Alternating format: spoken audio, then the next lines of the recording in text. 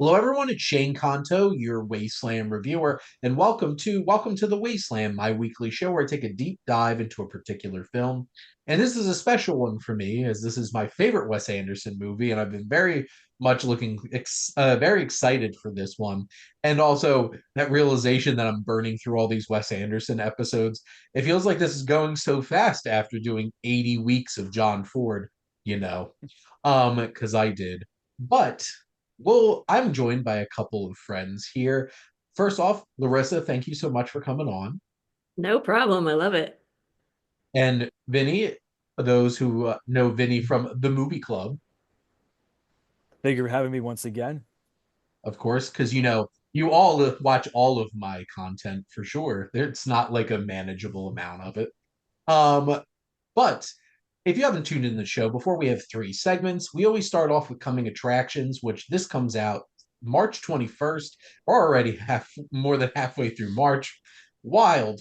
At least not as recording when this video actually comes out. We're not speeding up time here. But then we'll get into our feature film, The Grand Budapest Hotel, and then have some recommendations for you. Well, I feel like the big elephant in the room to get out of the way is, yeah, Snow White's coming out this weekend. Um, I am sure everybody has a lot of feelings about that movie. I certainly do. I'm just wondering how much money it's going to make Disney and if this is going to be worth it. But it's coming, but that's not one of the films that any of us picked. But both Larissa and Vinny picked The Alto Knights from Barry Levinson and a double dose of De Niro. But Larissa, why is this the film that stood out to you most? I've only vaguely heard of it, but literally anything with De Niro and anything related to mobsters, I will be sitting in a theater watching it. And I like this take of the possibility of him playing multiple roles in it. So it just sounds like it's going to be, as an actor, really interesting, and as someone who loves mobsters, very interesting as well. So that's why it's my pick. Awesome. How about you, Vinny? Pretty much. I chose the Alto Knights as well. Pretty much the same reason as Larissa. De Niro in a mobster movie. It's hard to resist. Also, I like Barry Levinson as a director, and Nicholas Pileggi wrote the screenplay for the Alto Knights, and he also wrote the screenplay for Goodfellas, and obviously knocked it out of the park with that movie. So I'm looking forward to seeing what he does with another mobster movie. I'm definitely interested, and I wonder if they couldn't get Al Pacino, so then they decided to just do double dose of De Niro. Um, which honestly, two De Niros is great, but if they're like, no, it's De Niro and Pacino going head to head as rival mobsters, I'm like, this would be like tracking above Snow White for this weekend for people to go out and see this movie. Well, But if it was Pacino playing two characters, I don't think a movie could handle that. see, now you have my curiosity because I would want it to be one of he plays one of them very straight, like Mhm. Michael Corleone, and then I want the other one to be Hannah from The Heat and be like he's on cocaine the whole entire movie. It would be amazing. But alas, we have two De Niros instead, which is still pretty damn great too. So I'm definitely interested in that. The one that I picked is Magazine Dreams, because like I'm just so morbidly curious about this film because this got tons of buzz out of festivals. It was supposed to be like Jonathan Majors was probably going to get an Oscar nomination for this. And then he did some stuff. And then this just disappeared from the release window. Kang just disappeared from the Marvel Cinematic Universe. And I don't know. I don't know what's going to happen with Jonathan Major's career, but at least they're finally releasing this film. And based off of the trailer, this looks wild for sure. Very unhinged, phrased performance from Jonathan Major. So we'll have to see. What'll be crazier, that or Snow White? We'll have to see this weekend. I'll certainly be seeing Snow White opening weekend, feeding right into Disney's plan. Oh, oh well. But those are our coming attractions for this week. And before we jump into the Grand Budapest Hotel, I have some backstory here. So this film, obviously, is directed by Wes Anderson, released in 2014. this is solo written by Wes Anderson, which honestly is interesting for a feature length film for him because a lot of his films he co wrote with others, including Owen Wilson and Noah Baumbach and Roman Coppola. And this is starring a ridiculous amount of people that I'll just read a bit of. So I have Ray Fiennes, who should have been nominated for an Oscar, and I'm still mad about it 11 years later, but whatever. Tony Revolori, F. Murray Abraham, Jude Law, Saoirse Ronan, Adrian Brody, Willem Dafoe, Tilda Swinton, and Jeff Goldblum, amongst others. It's also quite random how many like still noticeable people pop up in this movie in small roles. This was budgeted for $25 million. Spent a lot of probably spent $20 million on miniatures uh for the movie, but this grossed $175 million and is by far the highest grossing film of his career. um this film was partially financed by German government tax rebates. So there you go. Apparently, the Germans are like, yes, we like this. Go spread some German vibes, I guess, despite the fact that this takes place in a fictional place, but whatever. Anderson and Hugo Guinness got the idea for the story off of a mutual friend of theirs. Austrian novelist Stefan Zweig shaped much of the ideas. They even put a little like thank you to him and inspired by his works in the film. The visuals are based off of a Europe set mid-century Hollywood. So like basically they try to go back to like what they made Europe look like in old school Hollywood pictures and stuff like that. This was influenced by photochrome print collection of alpine resorts that's reserved in the Library of Congress. So they definitely did their homework. The score is symphonic and Russian folk inspired, which you could definitely tell some Russian vibes with a lot of the music here. Explores themes of fascism, nostalgia, friendship, and loyalty. This premiered at the 64th Berlin International Film Festival. um, the scripting of this began in 2006. So this was a long time coming in terms of putting this together. Anderson went on a sightseeing tour of Europe, including Vienna, Munich, and others. Angela Lansbury was originally cast in the film as Madame, except had to pull out because of her theater commitments. So then Tilda Swinton came in and old lady maked up and turned into um I I want the alternate universe where Angela Lansbury was in this movie now. I saw that. I'm like, damn, we missed out for sure. But Tilda Swinton's fantastic as always. Fiennes was surprised and excited for the opportunity. He did not expect somebody like Wes Anderson to come and offer him a role like this because he had been playing so many villains up to Mm. this point. Um, he got made all that Voldemort money. Now he could have some fun. Which I'm sure he actually probably had a lot of fun playing in Harry Potter too, but this one's a little bit more like fun. Obviously. Revelori rehearsed with Anderson for 4 full months, getting him ready for this film. The cinematography was influenced by Vittorio Storaro's One from the Heart, and this was nominated for 8 Academy Awards. And this was nominated for Best Picture, Best Director. I think I think this is the only time Wes Anderson got nominated for Best Director. Mm. I would have loved for him to win, but this turned out to be AGI's year and Birdman. Best costume design, which it won. Best makeup and hairstyling, which it won. Best production design, which it won. Best score, which it won. Alexandre Desplat, just chef's kiss. Nominated for best cinematography, editing, and original screenplay. So, with all that being said, let's go around our general thoughts on the film. Larissa, what are your general thoughts on the Grand Budapest Hotel?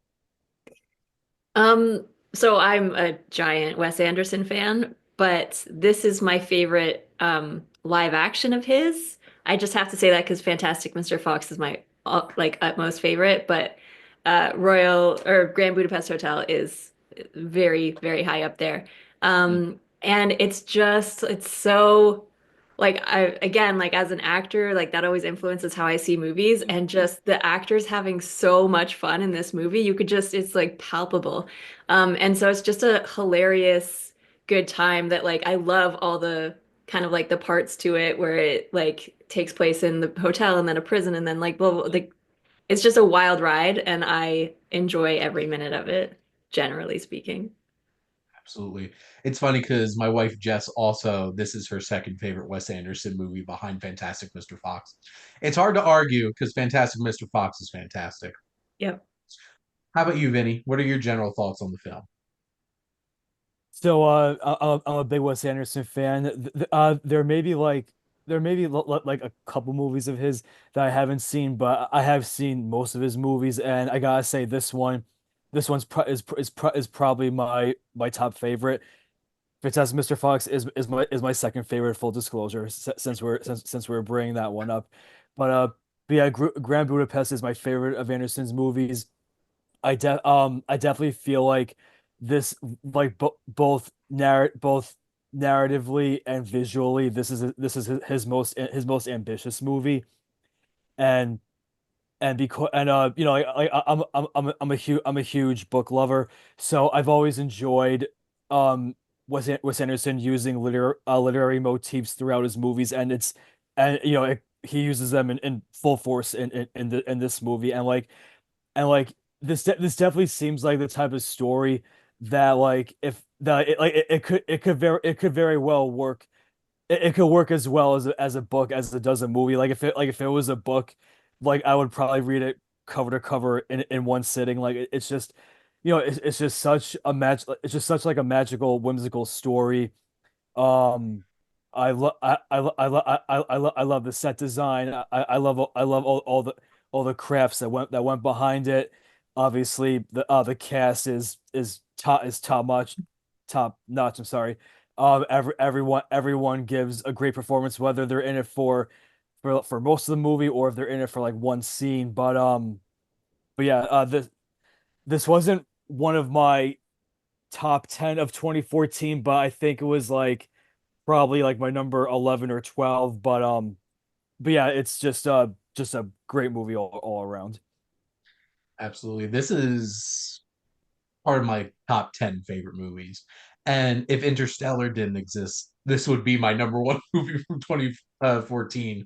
But this film, I feel like, is Wes Anderson's most mature film up to this point as a filmmaker, because I feel like he really was able to capture something special with this film because there's so many different things that he tackles in this. This film is a framed narrative within a framed narrative within a framed narrative within a framed narrative. And how many directors can get away with that without that feeling like, can you just stop? And but it feels so charming with like the girl sitting down reading the book and it shifts to Tom Wilkinson. And that moment he yells at his grandson is the funniest thing. And then cutting into Jude Law telling the story and Murray Abraham as Mr. Mustafa Mhm. is one of the most charming narrators in any movie ever.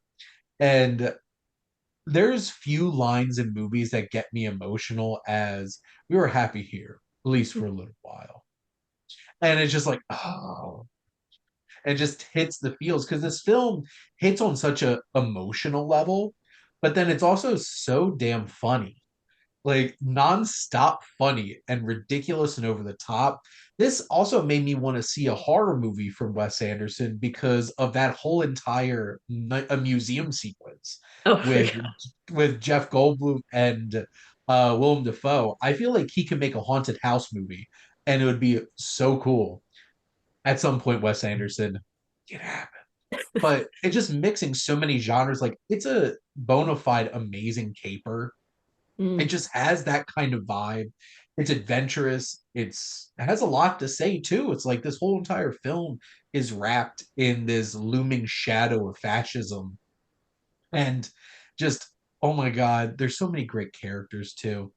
I feel like probably starting off, I think the easiest thing to talk about is Mr. Gustav H. Because I feel like Ray Fiennes is so good in this. He balances being refined and so unrefined at the same time. It's like, Zero, you can't be a candy ass. And just like random, such brash language out of nowhere from this guy who's like so put together. And he's so charming and loyal and also smug and also very pampered and such a baby at times. And just all of those feelings. But I guess who are some of the characters that stood out to both of you in the film? I guess if you want to Well, go, well, or go ahead, Vinny. I mean, I guess like for like I'll start off with talking about Ray Fiennes. I mean, you pretty much said you pretty much said it all in a nutshell. But I love how the relationship between him and Zero, first it starts off as like a quirky boss employee relationship, but then it slowly morphs into like something deeper, something more father son, which I think comes to a head on the scene, and it's one of my favorite like scenes in the movie when they're on the train and then the soldiers come on board and start roughing them up, and then they start attacking Zero, and then Ray Fiennes shouts, get your hands off my lobby boy," and like even though he refers to him as my lobby boy, you can definitely see like a real like protectiveness like coming through in the way he says that, and I think that's like a scene that really like brings their relationship on a much deeper level. Mhm. I Go ahead, mean, Larissa. yeah, like Ray Fiennes' character is the main character I feel like for a reason, just because he's the most magnetic like character of all of them, and they are all quirky and ridiculous and fun to watch, but just the amounts of like layers that he adds to this character, and it's just so real, and he's being so ridiculous and yet so authentic at the same time that it's just like it's such a fun thing to watch. And then again, like that relationship he has with Zero, just watching it progress and watching his kind of like protectiveness of him, right through to the end is a really cool thing that kind of like you don't when they first meet, like you would not expect it to turn out that way, but he's just like he's such an interesting character that you don't like, yeah. So I love his character. I have to say Willem Dafoe always sticks out just because what was going on. That character is just evil for evil's sake and is so funny. So he's another standout character to me. I think he probably had a blast being that guy. Jopling is just menace personified. Just Yes. like, With his nut like his brass you knuckles and know, everything. and like he's so evil. He yeeted a cat out the window, and That's my favorite. and just like and just the horror that Jeff Goldblum has is like, did you just throw my cat out the window? Which is so sad. And It's funny. It's funny because Wes Anderson, he directed Fantastic Mr. Fox, and that's based on a Roald Dahl book, and like this movie really does have like, even though it's like quirky and whimsical, it really does have those spots that spots of like black humor that you would find in a Roald Dahl book. Yeah. I think nobody should legally be allowed to adapt Roald Dahl anymore if it's not Wes Anderson. And Mhm. I'm just gonna put that out there because it's a match made in heaven. Obviously, I'm going to spend 4 straight weeks talking about all those shorts in a little bit, but no, this does have that kind of vibe, and it's just all the little quirky things about Gustav, and just like where he's talking to Tilda Swinton, is like, and he gets so repulsed by her like nail polish. It's like, and it's like, whatever they gave you, I want some, and just him just engaging that way. One of the funniest moments in this movie is that whole confrontation at the will reading, and it's like, who's Gustav H? That would be me. It's just like, and the moment where he's like, he calls him in not nice word for a gay man, and he's just like, and then he accuses him of sleeping with his mother, and he's just like, I thought you said I was gay, and just like, well, you're bisexual, and just it's so random, and them all just punching each other in the face. Adrian Brody, say what you will, after his self-indulgent Oscar speech at the Oscars a couple weeks He's ago, so funny in this. he Oh, is he is such an asshole. And he's so funny. Dimitri, and like him walking around in like his red clogs and then just head to toe in black and his spiked up hair and his mustache and everything. And it's so funny because this film, all the costuming, all the production design would tell you that this is a refined, like buttoned up kind of period piece. And then you just have characters like Dimitri's like, what the F is this? yeah. They just scream out of nowhere. It just cracks that feel to the film. And it's so great. And that's one of the things that's so great about Gustav is he quotes that line of putting on being very refined, but really like he was probably a kid from the street Yeah. and he started off as a lobby boy. And that's what's so wonderful about that relationship. And to echo the scene you brought up, Vinny, that second scene on the train is so damn tragic. And it gets me every time. And I'm just like, I can't, I can't do this. And I think when Mr. Mustafa finally brings up Agatha and Mm. you just see the tear on his face and just I would love to have F. Murray Abraham narrate my life because there's just so much warmth in his voice. And it's so crazy because he's such a talented actor. And obviously, he's most well known for Amadeus playing Salieri, who's such a different character than this. This is like warm grandpa, like, Mm. I would just want to hug this guy. And he's a great storyteller, and that makes this film pop. And also, I'm a big Saoirse Ronan fan, so I'll take Agatha just popping up there. And they apparently were experimenting with a whole bunch of accents for her. Oh, And Wes Anderson just was like, you know what? Just stick with your Irish brogue and just go with it. And it feels so random, but honestly, so is the whole movie. So exactly. it just kind of fits, to be honest. I guess are there particular because like there's a lot of sequences in this film. Like obviously there's the whole setup at the hotel at the beginning. You have the whole jail sequence and everything. Um, right up there with Paddington 2 for incredible jail sequences in absolutely perfect movies. But what are some of the standout scenes for both of you?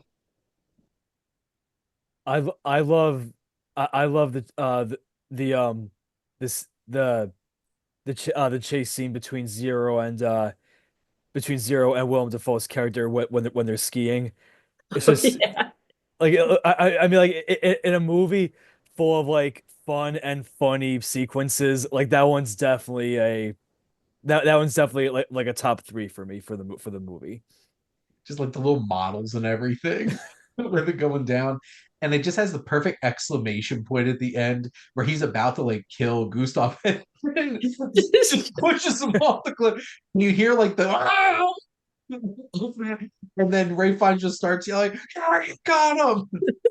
And just energy, the energy of it. It's so fantastic for sure. And How about you?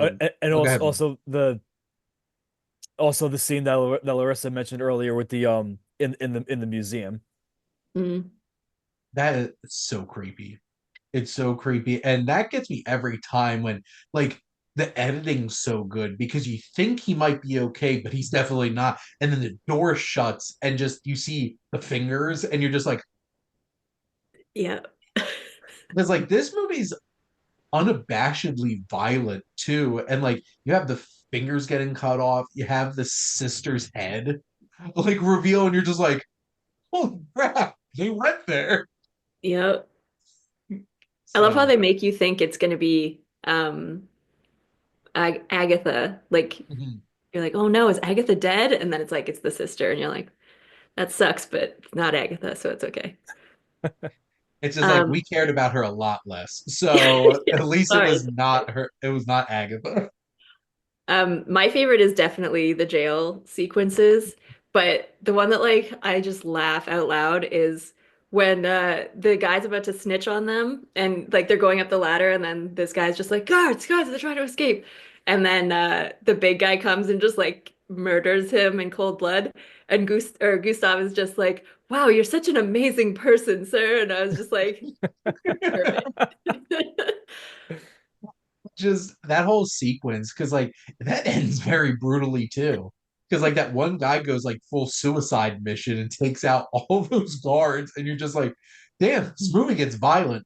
And then you're like, Harvey Keitel runs off with them into that bus, and they totally murdered a guy and took that bus, and you're just like, wow, wow, look, this movie goes there. I think one of the most like Wes Anderson things he does in this movie is like the Society of the Cross Keys. Oh Like, yeah. was that necessary? 100% not. But was it absolutely fantastic? Yes. Yeah. Like this won that Oscar for costuming, I think, just because of just how immaculate all of their suits are, Yeah. and then their facial, like just Bill Murray popping up there, and then Bob Balaban and Fisher Stevens and Wolodarsky, uh, Hiley from Fantastic Mr. Fox, Oh, love and Kylie. yep. Oh, is that your thing? It's just all those little quirky things about this film, and that's what's so this is a delightful movie, despite that it's morbid and people get murdered left and right, but like it's delightful too. And very few directors I feel like can capture a tone that works that well. Yeah. And I think the Desplot score works so many wonders with this. Just how quirky and sincere and beautiful it sounds. The whole the and just the little Mr. Mustafa's theme, and Mm, just it's so moving. And there's moments in this film that like Wes Anderson just captures an emotional moment so perfectly. And you know, one of the biggest criticisms of his is like it's all style, it's all overly quirky and stuff like that, but like there's a lot of heart and soul in his films. And mhm, this one like really hits. And it's interesting because like I'm going to be revisiting the French Dispatch and Asteroid City after this, obviously, and then wrapping this up soon in a couple of months. But like I feel like this was his perfect movie, and now he's able to like go beyond this and just really experiment with things, because like both of those are much more experimental in mhm, terms of films, but like this is just so fully realized and just captures the tone at once, the genre bending that it wants, and just everything comes together so pitch perfectly with this. And it's an hour and 39 minutes. Like it's lean. It's mhm. lean and mean and works perfectly. But I guess, are there any other things that stand out to both of you that you want to add about the film? Well, like going off of what you just said, this is the movie that I recommend people watch if they want to get into Wes Anderson. Mhm. Like I know there's Bottle Rocket and there's like Rushmore and his early stuff, but I'm like, those are great, but I just feel like this was he got everything. Like it's Wes Anderson in a bottle and it's yeah, so it's just his perfect film, even though I like Mr. Fantastic Mr. Fox more, but like this one does it for Wes Anderson stuff. So, how about you, Vinny? uh I mean, I don't know what else I can say about it. I mean, this is probably like my fifth or sixth time watching it, and it's just one of those movies that like no matter how many times you see it, like you always get the same amount of joy out of it. Absolutely. It's very interesting because I recently rewatched, well, Vinny knows this, recently rewatched One Flew Over the Cuckoo's Nest for our movie club. And these are two of the films that make me emotionally react every time, no matter how many times I watch it. Like I can't not get like moved and upset at the end of this movie just by like it's it's so mature in the way that it presents the fact that like there's a lot of tragedy in this story and just presents it in such an earnest and honest way. And I feel like you could have F. Murray Abraham's character in this present anything and it it delivers. And it's so beautiful. And also shout out to Jude Law, who I feel like this was an interesting time for him in Mm. his career. And like it makes me happy seeing him pop up in something like this. And like this whole entire film didn't need all these framing devices, but it added so much to it. And that dynamic between him and F. Murray Abraham was fantastic for sure. Now I want to visit the Budapest and just like I wish it were real. And that's how charming this film is for sure. Also, shout out to Owen Wilson and Jason Schwartzman just randomly popping up as concierges who live in the shadow of Gustav Page. Yeah. Actually, For sure.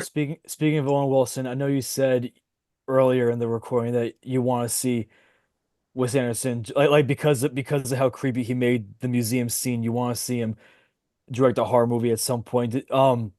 Did you see several years ago Owen Wilson hosted SNL and there was a pre-recorded skit, and it was a horror movie direct it was like a slasher movie directed by Wes Anderson. I have not. Okay, What? so And I after miss the this. after the recording, go on YouTube, type in SNL Wes Anderson, and there's a pre-recorded trailer for a pre-recorded trailer for a Wes Anderson slasher movie, and it has probably the most Wes Anderson title ever. It's called I think it's called the Grand Coup. No, wait, it's called like oh the it's called the Midnight Cootery of the Sinister Intruders, and it's a home invasion like slasher movie. Oh my gosh. Is Owen Wilson in it? Well, it was from an episode that he hosted. Oh, Yeah, he's in it. oh wow. It's so Wow. good. You gotta check it out. Uh, well, we'll have the Phoenician scheme coming up Yes. in a few months, which I'm very excited about. May, more Wes Anderson. Oh, is it So, definitely coming out in May? yeah, I Mm. think it comes out.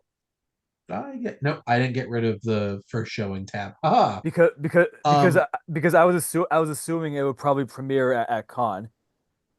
Mm. well, theatrically, it's coming out May 30th, limited, and then expands June 6th. Then in that case it probably will premiere at the Con Film Festival, and then do its release.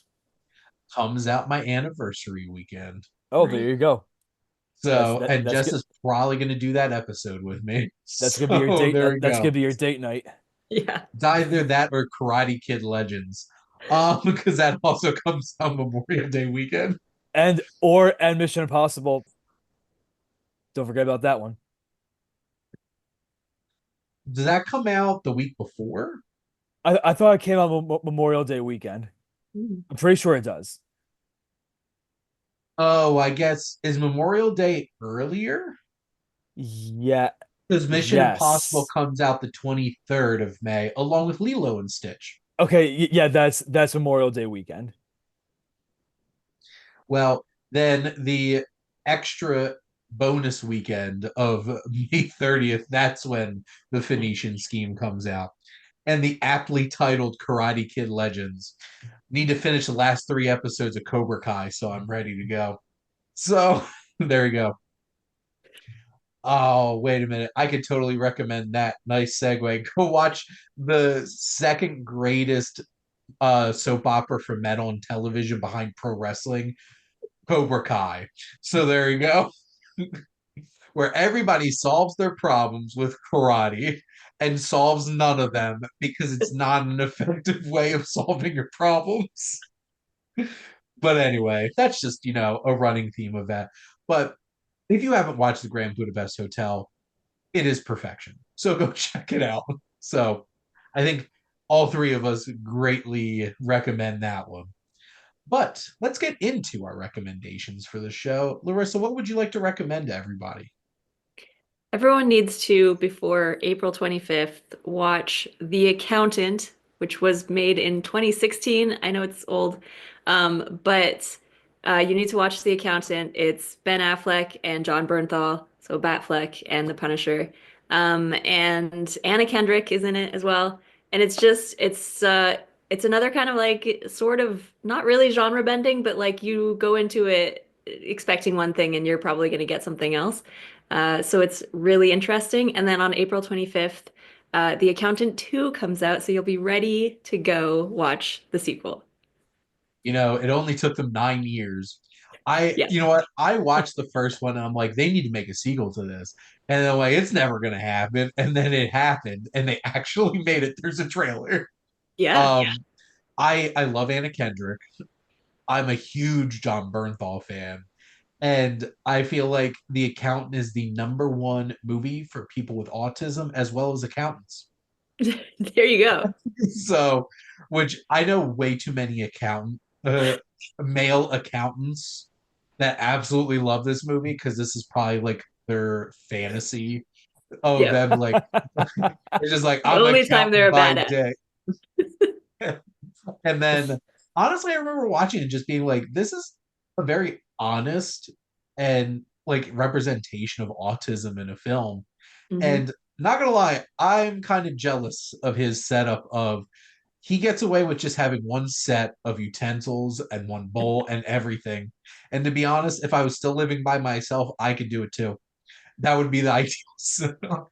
But Just no, one thing to clean. one thing to clean. It makes so much sense. But no, you should definitely check out The Accountant and then show some love for this one so it doesn't take 9 more years for us to get another one. Yes. Vinny, what are you going to recommend? Before I get into my recommendation, I'm just realizing it's funny how they're releasing the account to like during tax season. There better be there better be taglines that have to do with it. And if there's not, then whoever's doing the marketing for that movie needs to be fired Yeah. immediately. Immediately. For, Which for, for, reminds for, me, I still need to do my taxes. you you you can get a free ticket if you bring your tax returns. Perfect. You could pay for your ticket with your tax refund. Oh, good idea. There you go. So yeah, my recommendation, it's a TV series. It's available to stream for free on Amazon. It's a sci-fi horror series called From. It's 3 seasons right now, and it's been renewed for a fourth. Each season is 10 episodes. Each episode is about 45 to 50 minutes. So it's not like you have these unreasonable 90-minute TV episodes. It's a lean and mean type of thing. But yeah, I highly recommend it. I've definitely heard good things about it, and it is on my list somewhere. To go check it out. There's just too much television, too many movies, too little time. As I was discussing with Larissa before we started recording, honestly. My one recommendation, because I literally just recorded another episode yesterday and used up all my recommendations then, is Mickey 17, which it took us how many years at this point? 6 years for Bong Joon-ho to come out with his next film post Parasite. This isn't going to win Best Picture, but it is a whole lot of fun and has a lot of over the top, wild, great performances from Robert Pattinson, Naomi Aki, and just the double dose of just absolute despicable human beings that are Mark Ruffalo and Tony Collette's characters. And it has giant alien sand crabs and like 18 different Robert Pattinsons and you know people getting high and thinking, what if I had sex with the same person at the same time if there's two of them. This is the kind of movie that you're missing out on. But honestly, the the tone is not what you might expect it to be because I feel like the trailers made this out to be like, oh, this is all silly. Honestly, it's kind of somber and the score is kind of somber. And I'm just like, this is a choice. And I did not expect this, but I really did like it a lot. It's not quite on the same level for me as I haven't seen The Host or Mother, but I have seen Memories of Murder and Parasite and Snowpiercer, and I love the three of them. I enjoyed this quite a bit. I'd put it Mother up is there. really good, just so you know. I will be watching The Host for one of my podcasts coming up, and now I have to give myself an excuse to watch Mother, and then I'll have it all covered. Um, but this is definitely one to go check out. Show it some love. It cost over $100 million to make, and it's weird, so it could use your support. And So and everyone can skip the book because the book isn't that great. Vinny really does not like this book. So you should not read it. So there you go. But Larissa, thank you so much for coming on and chatting movies with me. Thank you for having me. It was a blast. And Vinny, thank you as always for coming on and chatting movies with me, which we do every month. Well, thank you for having me. It's always a pleasure. And you'll see Vinny again when we do our next movie club, getting some Danny DeVito this time. But thank all of you out there for always tuning in and supporting your Wasteland reviewer.